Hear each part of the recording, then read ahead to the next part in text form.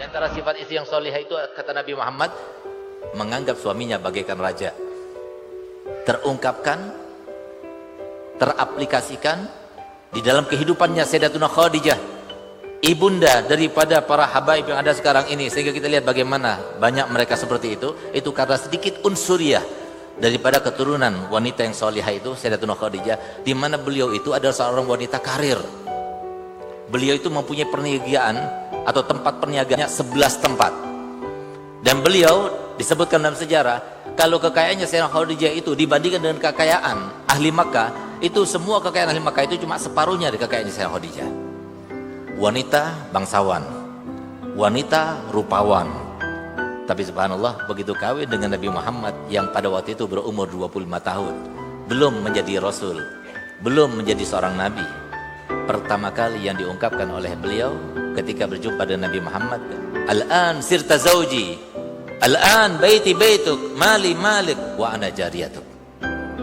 Sekarang kau wahai Muhammad menjadi suamiku, dari mulai sekarang hartaku ini hartamu, rumahku ini rumahmu, dan aku adalah budak perempuanmu.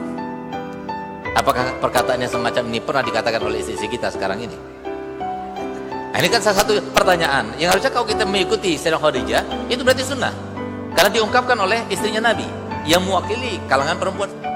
Tapi ternyata kita lihat ungkapan itu bukan cuma sekedar ungkapan, tapi diaplikasikan dalam kehidupannya. Semenjak beliau katakan, ya Rasulullah, mulai saat ini hartaku ini semua hartamu, rumahku ini adalah rumahmu, dan aku adalah budak perempuanmu. Dari mulai semenjak itu beliau tidak mengurusi lagi hartanya, diserahkan semuanya pada Nabi Muhammad. Silahkan ditilik, dilihat dalam sejarah seperti itu yang kejadiannya. Nabi Muhammad diberikan harta yang begitu banyak, dibagikan, diberikan, dipinjamkan. Ayahnya adalah Sayyidatina Fatimah Zahra. Itu dijawab oleh Sayyidatina Khadijah, kenapa beliau tidak seperti yang lainnya, dititipkan pada yang lainnya, disusui di tempat orang lain dan sebagainya. Itu yang dilakukan oleh Sayyidatina Khadijah. Tapi ketika Nabi Muhammad memandang Sayyidatina Khadijah, maka Nabi SAW tertegun, terkesima. Kenapa? Melihat sebuah pemandangan yang sangat tidak lazim, tidak layak. Apa yang dilihatnya sehingga menjadikan Nabi SAW kemudian meneteskan air mata. Sayyidatina Khadijah sedang menyusui Sayyidatina Fatimah, ternyata air susu yang keluar itu tidak lagi berwarna putih, tapi berwarna putih bercampurkan darah. Kenapa?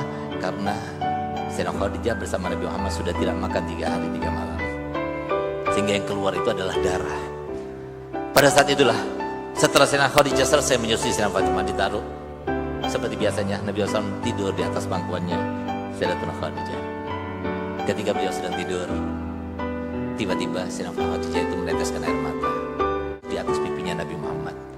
Begitu jatuh di atas pipinya Nabi Muhammad, bangun Nabi Muhammad.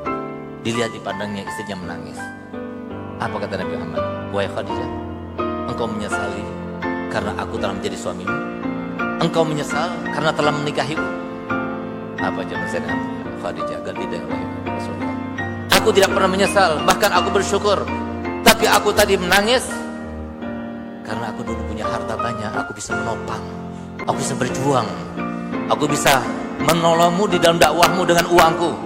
Aku dulu punya pengaruh, tapi uang sekarang sudah tidak ada, pengaruh sudah tidak ada. Sehingga aku menangis, aku menyesal kenapa aku tidak bisa membantumu. Kalau seumpama aku menyesal karena aku menjadi orang yang tidak punya setelah aku kawin denganmu, dengarkan kata-kataku wahai Nabi. Kalau seumpama aku meninggal dunia sementara kau masih memerlukan kepada dana dan kau tidak mendapatkannya, gali kuburanku, ambil tulang belulangku, rakitlah sampan, tumpangilah untuk dakwahmu. Kalau engkau mau, pergi ke pasar, juallah rakit itu, dan dana yang kau dapatkan jadikan dakwahmu. Itu luar biasa. Dan subhanallah, pantas kalau Nabi kita Muhammad SAW bersabda, kalau kita ingin tahu bagaimana kita mati nanti, lihat bagaimana mengisi sehariannya. Ternyata Sayyidatina Khadijah juga mengisi hariannya dengan taat kepada suaminya, dan meninggalnya pun juga dalam keadaan taat kepada suaminya. Di mana Nabi Muhammad telah bersumpah, Allah, aku tidak pernah melihat suatu pemandangan, suatu perkataan yang membuat hatiku sedih, membuat hatiku galau. Dan demi Allah, aku tidak pernah memerintahkan sesuatu, ingin memerintahkan sesuatu kepada Sayyidatina Khadijah, kecuali sebelum aku perintahkan, Sayyidatina Khadijah sudah melakukannya untukku. Sampai suatu waktu, kita kan pernah dengar kan, satu-satunya perempuan yang pernah ada yang mendapatkan salam langsung daripada Allah SWT hanyalah Sayyidatuna Khadijah. Di mana kita dapatkan itu? Di mana Sayyidatuna Khadijah itu mendapatkan? Ketika Rasul menyampaikan, mendapatkan ucapan salam daripada malaikat Jibril. Lalu kemudian Jibril berkata kepada Nabi SAW, "Gali ya Rasulullah, Allah telah mengutusku kepadamu dan Allah memerintahkanmu untuk menyampaikan salamnya langsung kepada istrimu Khadijah. Dan sampaikan juga salamku kepadanya." Di mana itu disampaikan? Ternyata di Gua Hira, tempat Nabi SAW beribadah dan berkhulwah, yang kadang-kadang beliau itu pergi ke sana sampai sebulan, sampai 40 hari lamanya turun, lalu berangkat lagi. Suatu waktu Nabi SAW itu gak turun-turun, agak lama, sehingga Sayyidah Khadijah kepikiran. Maka kemudian Sayyidah Khadijah itu membuat makanan dan lain sebagainya, dia angkat ke sana, padahal dia naik ke atas sana untuk mengantarkan makanan ini, padahal Sayyidah Khadijah dalam keadaan hamil 9 bulan. Pernah kita naik ke Gua Hira? Alhamdulillah saya pernah. Itu dari bawah sampai ke atas saya tempuh 1 jam 1/4. Itu sudah buat dipermudah sedemikian rupa. Saya pernah ada saksinya, Habib Bidin, Habib Ahmad waktu itu ikut bersama saya. Kita katakan, ngisi waktu daripada kita ngobrol supaya kita lebih dapat pahala banyak. Ayo kita di perjalanan baca rotib hadat, rotib atos. Oh baik, subhanallah, baru kita naik sudah kita nggak bisa baca apa-apa. Kenapa? Sesak dada nafas gara-gara apa? Gara-gara perjalanan yang sangat luar biasa, melelahkan. Ini saya tidak hamil. Tidak Pak. Bagaimana dengan Sayyidah Khadijah yang pada waktu itu hamil 9 bulan naik ke atas sana, sehingga pantas kalau Sayyidah Khadijah itu betul-betul mendapatkan sebuah surga yang tidak ada duanya. Surga yang satu-satunya yang hanya milik Sayyidah Khadijah itu adalah surga untuk Sayyidatuna Khadijah. Semoga kita termasuk yang masuk ke dalam surga itu dan bertemu dengannya. Apa yang terjadi? Sayyidah Khadijah itu tidak pernah melukai perasaan Nabi Muhammad.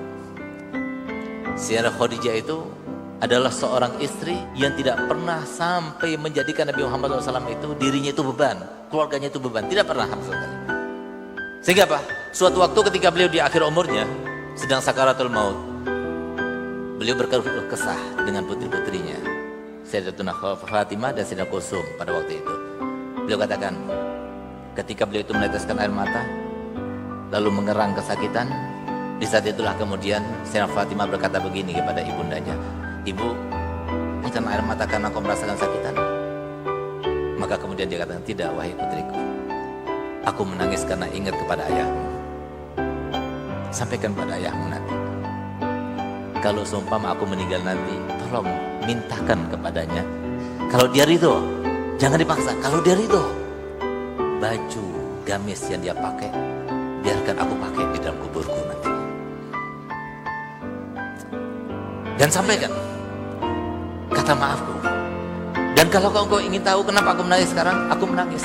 Nanti setelah aku meninggal nanti siapa yang akan mencucikan bajunya? Siapa yang akan masakan untuknya? Siapa yang akan membela ayahmu? Siapa yang akan merawat ayahmu?" Sehingga dengan sigap Sayyidah Fatimah dan gelir, "Wahai ibu, apa yang kau lakukan biasa kalau kau semuanya aku akan lakukannya untukmu dan untuk ayahku." Sehingga subhanallah begitu Sayyidah Khadijah meninggal dunia, maka kemudian semua itu di Sayyidah Fatimah, sampai Sayyidah Fatimah itu mendapatkan julukan dari ayahnya Ummu Abiha, ibu daripada ayahnya sendiri. Di saat keluh kesah semacam itu, maka tiba-tiba ada suara ketukan pintu rumahnya dengan sangat lembut. Begitu suara ketukan itu terdengar, maka langsung Sayyidah Khadijah mengatakan, "Bangunkan aku, bangunkan aku." Beliau tidak bisa membangun, ketawa pun senyum pun tidak bisa. Karena apa? Rasa sakit yang luar biasa. Tapi pada waktu itu diperanakan Sayyidah Fatimah dengan lututnya di belakangnya, sehingga begitu Nabi SAW masuk ke rumahnya, maka beliau dalam keadaan tersenyum. Padahal sebelumnya tidak bisa tersenyum. Apa yang dirasakan oleh Nabi Muhammad? Oh Masya Allah, sudah enakan? Sudah. Kalau gitu saya akan teruskan dakwahku. Dia keluar lagi. Begitu keluar berapa langkah, putrinya Sayyidah Fatimah memanggilnya, "Abah, Abah, ibu telah meninggal dunia." Sampai akhir tidak mau membuat Nabi SAW galau pikirannya. Keluar dari rumahnya dalam keadaan beliau itu melihat Sayyidah Fatimah dan Sayyidah Khadijah dalam keadaan tersenyum. Yang semacam ini apa tidak berat kita lakukan? Berangkat dalam keadaan hamil, mempunyai anak sekian orang, yang Nabi Muhammad enak-enakan berada di Gua Hira, yang ngurus beliau sendiri, mengurus anaknya, mengurus makannya, beliau sendiri yang termakanan ke atas. Apakah itu semuanya bukan pahit? Bukan suatu pekerjaan yang penat, tapi dia lakukan semuanya itu. Karena apa? Yang memerintahkan kita, mohon maaf, saudara-saudariku perempuan, para muslimat, yang memerintahkan kita itu untuk menjadi wanita soleh itu siapa? Bukan mertua kita, bukan. Orang tua kita juga, bukan. Suami kita apalagi, bukan. Tapi yang merintahkan kita untuk menjadi solihah itu adalah siapa? Adalah Allah dan Nabi-Nya Muhammad SAW. Kenapa sampai kita itu melakukan sesuatu dengan iming-iming orang lain?